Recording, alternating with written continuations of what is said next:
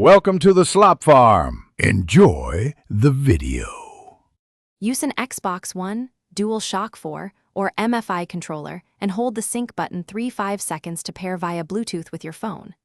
Turn Bluetooth on an iOS or Android, select the controller name, and confirm the connection before launching Fortnite.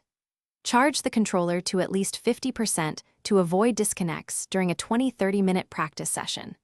Use a USB cable if pairing fails, and restart the phone and controller. Confirm firmware updates for the controller, then open Fortnite and proceed to Settings for controller configuration.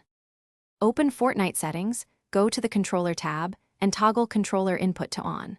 Set horizontal and vertical dead zone to 0. 0.5 to reduce drift, then set aim sensitivity to 30% and look sensitivity to 70% as starting points. Enable Aim Assist in the Gameplay section to help with target tracking while using a controller.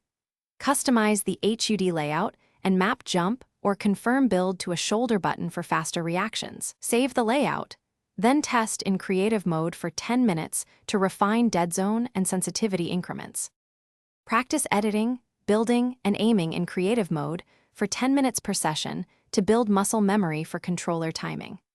Assign bumpers and triggers to build actions and confirm placements, and map jump to a shoulder button for faster movement during fights.